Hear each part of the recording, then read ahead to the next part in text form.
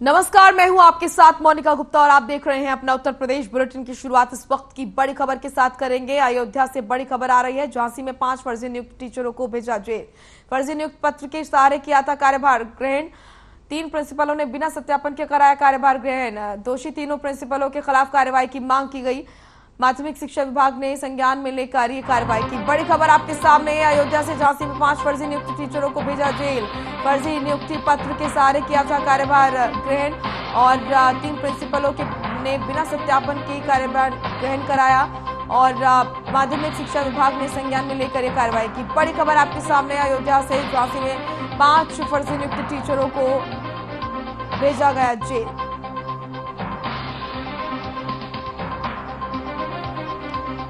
तो इस वक्त की बड़ी खबर आपके सामने। अयोध्या से आपको बता दें कि झांसी में 5 फर्जी नियुक्त टीचरों को जेल भेजा गया। 3 प्रिंसिपलों ने बिना सत्यापन के कराया कार्यभार ग्रहण। दोषी तीनों प्रिंसिपलों के खिलाफ कार्रवाई की मांग। माध्यमिक शिक्षा विभाग ने संज्ञान में लेकर कार्रवाई की। बड़ी खबर आपके सामने। झांसी में 5 फर्जी नियुक्त टीचरों को भेजा जेल। फर्जी नियुक्ति पत्र के सहारे किया था कार्यभार ग्रहण। 3 प्रिंसिपलों ने बिना सत्यापन के कराया था कार्यभार ग्रहण और माध्यमिक शिक्षा विभाग ने संज्ञान में लेकर ये कार्रवाई की। बड़ी खबर आपके सामने। अयोध्या से झांसी में 5 फर्जी नियुक्त टीचरों को जेल भेजा गया। 3 प्रिंसिपलों ने बिना सत्यापन के कराया कार्यभार ग्रहण। दोषी तीनों प्रिंसिपलों के खिलाफ कार्रवाई की मांग की जा रही है। माध्यमिक शिक्षा विभाग ने संज्ञान में लेकर ये कार्रवाई की। तो उस वक्त की ये बड़ी और अहम जानकारी आपके सामने अयोध्या से।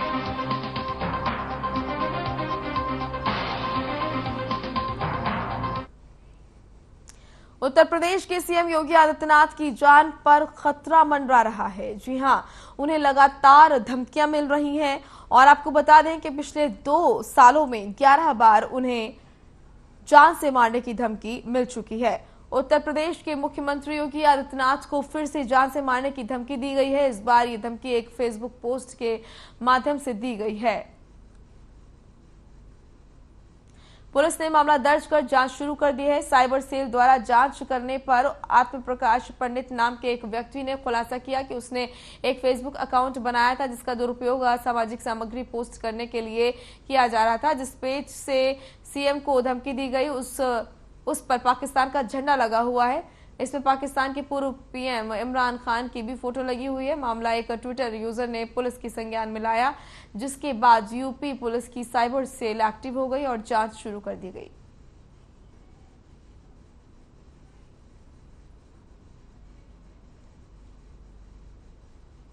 ये इस तरह का एक प्रकरण संज्ञान में आया है।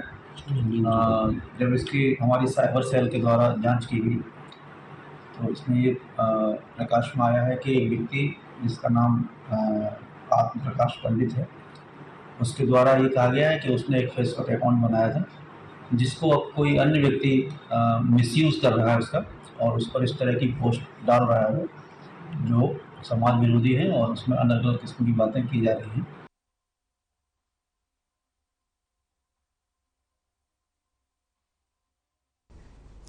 प्रदेश के उप मुख्यमंत्री केशव प्रसाद मौर्य ने अयोध्या जनपद का दौरा किया।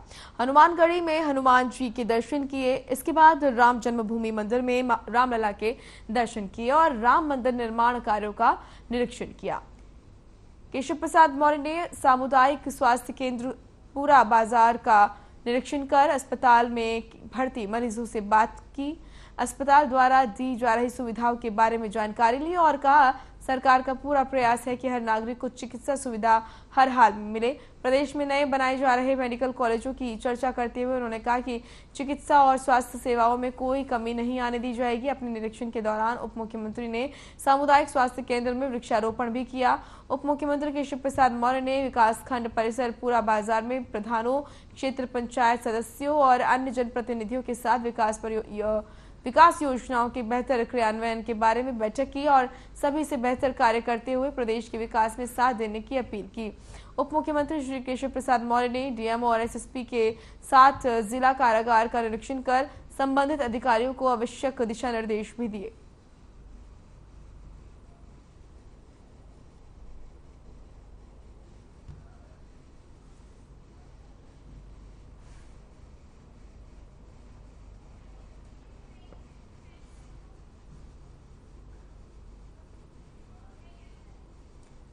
बड़ी खबर का रुख करेंगे। लखनऊ से बड़ी खबर आ रही है। एक्शन में दिखे ऊर्जा मंत्री ए.के. शर्मा। बलिया में ट्रांसफार्मर रखने का दिया निर्देश। जन्माष्टमी से पहले खराब हुआ था ट्रांसफार्मर। 4 से 5 दिनों में ट्रांसफार्मर रखने का दिया था आदेश। दिन रात एक कर शहर में रखा गया ट्रांसफार्मर। घटिया ट्रांसफार्मर लगाने वालों पर कार्रवाई के निर्देश भी दिए गए। अधिकारियों से स्टॉक रखने का भी दिया निर्देश। बड़ी खबर आपके सामने। एक्शन में दिखे ऊर्जा मंत्री ए.के. शर्मा। बलिया में ट्रांसफार्मर रखने का निर्देश दिया। जन्माष्टमी से पहले खराब हुआ था ट्रांसफार्मर। 4-5 दिनों में ट्रांसफार्मर रखने का दिया था आदेश। दिन रात एक कर शहर में रखा गया ट्रांसफार्मर। बड़ी खबर आपके सामने। लखनऊ से एक्शन में दिखे ऊर्जा मंत्री ए.के. शर्मा। बलिया में ट्रांसफार्मर रखने का दिया निर्देश। जन्माष्टमी से पहले खराब हुआ था ट्रांसफार्मर। 4 से 5 दिनों में ट्रांसफार्मर रखने का दिया था आदेश। दिन रात एक कर शहर में रखा गया था ट्रांसफार्मर। इस वक्त की बड़ी खबर। एक्शन में दिखे ऊर्जा मंत्री ए.के. शर्मा। बलिया में ट्रांसफार्मर रखने का दिया आदेश। जन्माष्टमी से पहले खराब हुआ था ट्रांसफार्मर। 4 से 5 दिन में ट्रांसफार्मर रखने का आदेश दिया था। दिन रात एक कर ट्रांसफार्मर रखा गया। एक्शन में दिखे ऊर्जा मंत्री ए.के. शर्मा। बलिया में ट्रांसफार्मर रखने का आदेश दिया।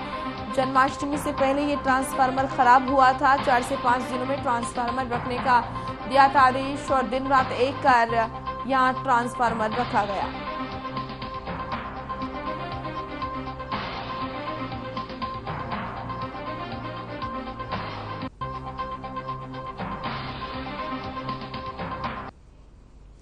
आम आदमी पार्टी उत्तर प्रदेश के प्रभारी और राज्यसभा सांसद संजय सिंह की स्वीकृति से उत्तर प्रदेश व्यापार प्रकोष्ठ जिला अध्यक्ष पद पर नियुक्तियां कर संगठन का विस्तार किया गया है। व्यापार प्रकोष्ठ की प्रदेश अध्यक्ष छवि यादव ने सभी नवनियुक्त जिला अध्यक्ष को शुभकामनाएं दी और पार्टी की ओर से दी गई जिम्मेदारियों और कर्तव्यों से उन्हें अवगत कराया। छवि यादव ने कहा कि सभी जिलों के जिला अध्यक्ष आम आदमी पार्टी की नीतियों और अनुशासन का पालन करें और अपने जनपदों में पार्टी के संगठन को मजबूत करने के साथ साथ उसका विस्तार करने का कार्य अपनी पूरी निष्ठा, ईमानदारी और जिम्मेदारी से करें।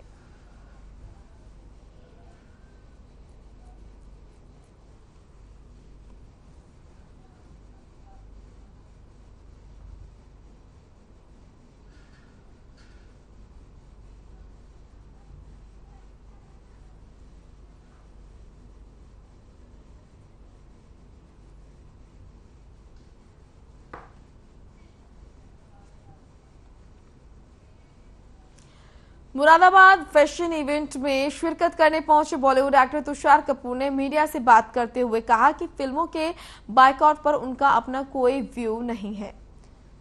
वो चाहते हैं कि ये फिल्म इंडस्ट्री बढ़ती जाए क्योंकि इससे कई लोगों को रोजगार मिलता है। कोरोना काल के बाद फिल्म इंडस्ट्री पर पूछे सवाल पर तुषार कपूर ने कहा कि कोरोना के समय हम लोगों ने घर से काम किया और फिर लॉकडाउन खुलने के बाद डबिंग, एक्टिंग के साथ ही सभी काम शुरू हो गए हैं।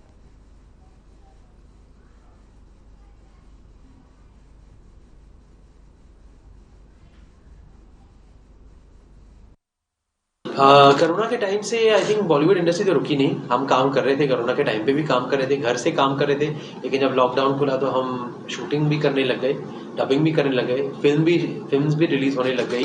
पिछले 1.5-2 सालों से OTT पे लग रही थी, फिर थिएटर में लगने लगी। तो बॉलीवुड की तरफ से अगर बात करूँ तो आई विल ऑलवेज से कि the show must go on and Bollywood never stops.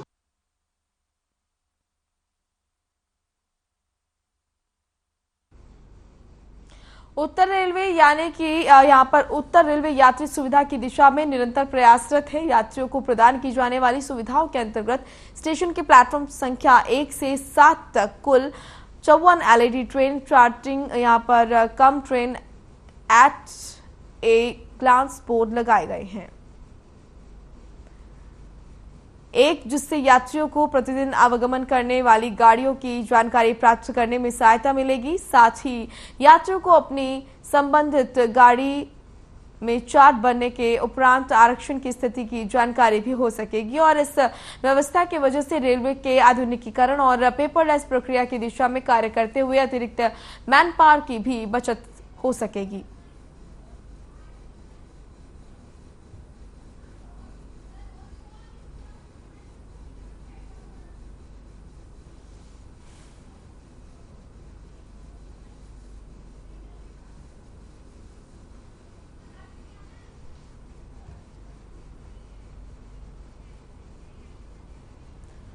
Deoria जिले के सलेमपुर में समाधान दिवस पर लोगों की समस्याओं का समाधान नहीं हो रहा है, जिस वजह से लोग परेशान हैं। सलेमपुर तहसील में समाधान दिवस में पीड़ित काफी नाखुश नजर आए। पीड़ित का कहना है कि बार बार समाधान दिवस में आने के बाद भी उनके दिक्कतों का समाधान नहीं हो पा रहा है। वहीं एक पीड़ित लाड़ थाने पे जमीनी विवाद को लेकर 2 बार एप्लीकेशन देने के बावजूद भी कोई निस्तारण नहीं हुआ।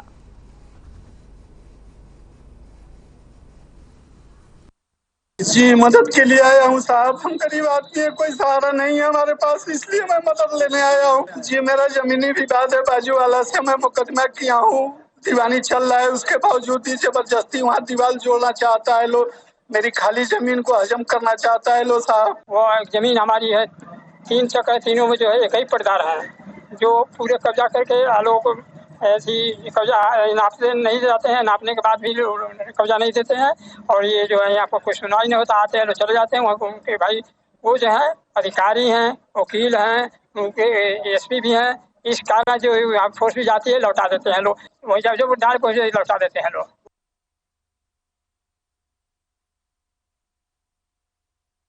जम्मू कश्मीर वक्फ बोर्ड की ओर से पूरे प्रदेश की दरगाहों से जुड़े लोगों पर पाबंदी लगाई गई है। साथ ही सूफी इस्लामिक बोर्ड ने अपनी प्रतिक्रिया दी है। सूफी इस्लामिक बोर्ड के राष्ट्रीय प्रवक्ता काशिश वारसी ने इस पर बोर्ड की तरफ से बयान जारी किया है। उन्होंने कहा है कि जम्मू कश्मीर वक्फ बोर्ड के अंदर कोई सूफिज्म का दुश्मन आ गया है या फिर कोई ऐसा व्यक्ति घुस गया है जो केंद्र की मोदी सरकार को बदनाम करना चाहता है। दरअसल यह अध्यात्म के ऊपर हमला है।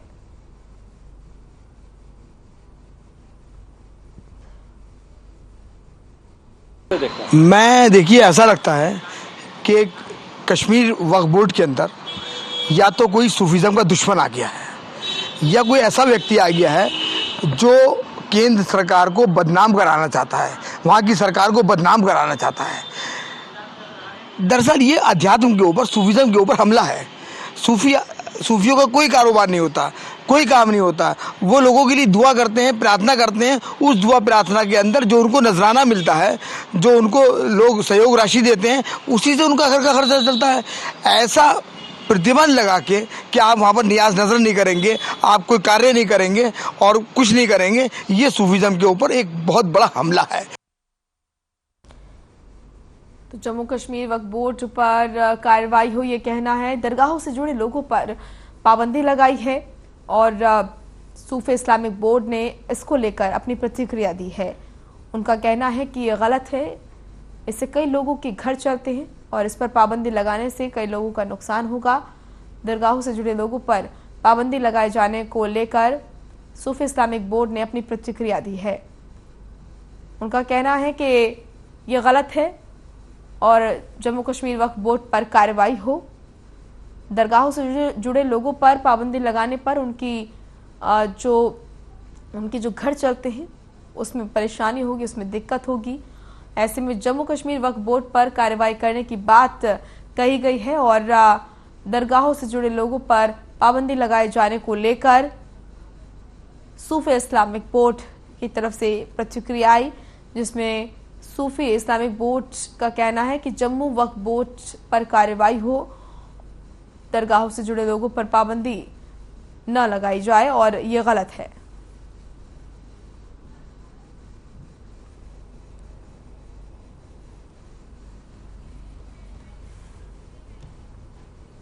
कन्नौज में घर के बाहर सो रहे अधेड़ की अज्ञात हमलावरों ने निर्मम हत्या कर दी।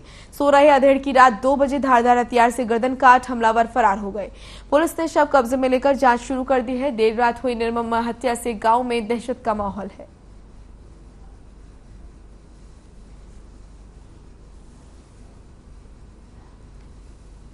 कन्नौज का है ये मामला, जहां पर रात 2 बजे ही की गई हत्या। पुलिस मामले की जांच में जुट गई है। आपको बता दें कि घर के बाहर सो रहे अधेड़ की हत्या की गई। धारदार हथियार से अधेड़ की हत्या कर फरार हुए बदमाश। रात 2 बजे की ये घटना बताई जा रही है, जब घर के बाहर सो रहे अधेड़ की धारदार हथियार से बदमाशों ने हत्या की और वहां से फरार हो गए। वहीं पुलिस इस पूरे मामले की जांच कर रही है।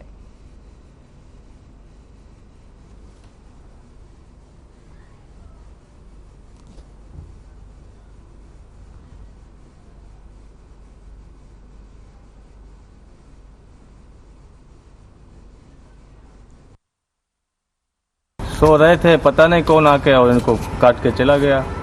ये चिल्लाने थे। अच्छा। जब जानी ये लोग, इनके बच्चे लोग ऊपर सो रहे थे छत के ऊपर, तो जब उन्होंने जानी तब वो चिल्लाए, तो उन्हीं को जो भी बताया हो या ना, जब हम दूसरे मकान में रहते हैं, तो जब तक वो लड़का भाग के हमारे पास गया बुलाने के लिए, फिर वहाँ से हम भागे। क्या कोई क्या पुरानी रंजिश थी क्या? पुरानी रंजिश होती हो सकती है, नहीं भी हो सकती है, अभी कुछ नहीं मालूम है। वो 2 बजे करीब कोई कुल्हाड़ी लेके मार गया और हम लोग छत पे लेटे थे। पापा ने आवाज़ दी कोई मार गया, लल्ला बेटा मार गया। और हम लोग जब नीचे उतरे तो वो भाग गया। मम्मी ने तो देख लिया है, अब पता नहीं पहचान पाया कि नहीं पहचान पाया। पापा मम्मी से जो भी बोला हो पापा ने, रंजिश तो कुछ नहीं थी फिलहाल। अब पता नहीं कौन कैसा क्या होगा, कोई गाँव का होगा।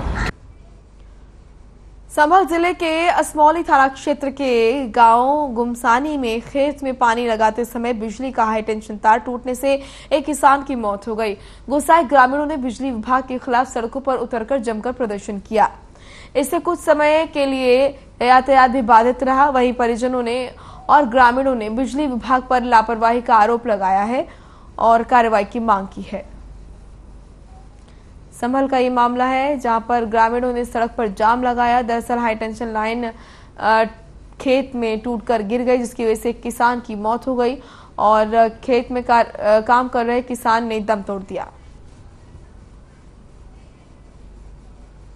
आगरा में शनिवार को बड़ा हादसा हो गया। आवास विकास कॉलोनी पानी की टंकी के पास संचालित एक देसी शराब के ठेके की छत गिर गई, जिसमें ठेके के अंदर शराब पी रहे कई लोग दब गए। घटना के बाद क्षेत्र में हड़कंप मच गया। हालांकि सूचना मिलते ही सिकंदरा पुलिस और फायर ब्रिगेड एम्बुलेंस मौके पर पहुंची। हादसे में 7 लोग घायल हो गए।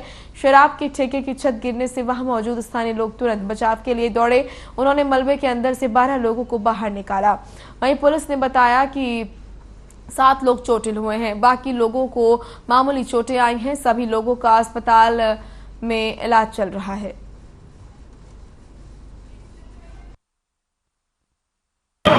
थाना सिकंदरा के आवास विकास क्षेत्र के अंतर्गत सूचना मिली थी कि एक देसी शराब की दुकान है। वहाँ पे जो कैंटीन है उसकी छत गिरने से कुछ लोग घायल हुए हैं। मौके पर सभी विभागों के पदाधिकारी पहुँचे हैं। राहत कार्य जारी है। घायलों को अस्पताल पहुँचाया गया है। शेष अग्रिम कार्रवाई की जा रही है। अभी तक इसमें 7 लोगों जो घायल हैं उनको हॉस्पिटल पहुँचाया गया है, जिनमें से बताया जा रहा है कि 3 गंभीर रूप से घायल हैं, बाकी लोगों को सामान्य चोटें हैं। सभी लोगों को एसएन मेडिकल हॉस्पिटल में एडमिट करवाया है। अभी तक कोई कैजुअलिटी की सूचना नहीं है।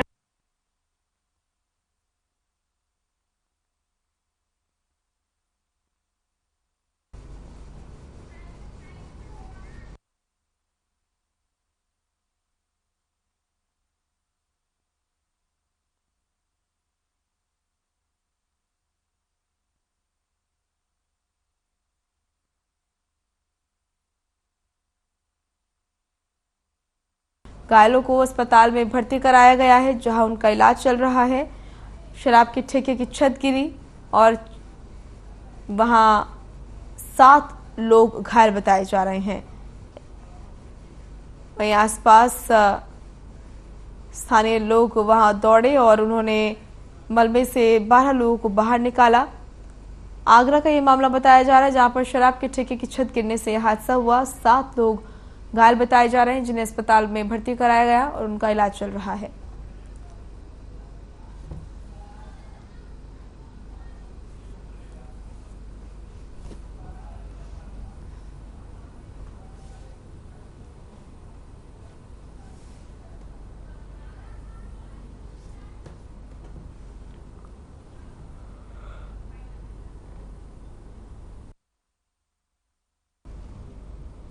तो आगरा का ये मामला, जहां पर शराब के ठेके की छत गिरने से कई लोग मलबे में दब गए, कई लोग घायल बताए जा रहे हैं।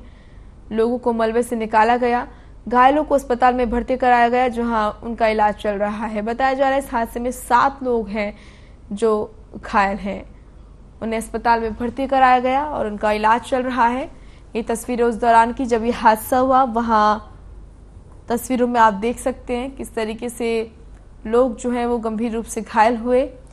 शराब की ठेके की छत गिरने से ये हादसा हुआ।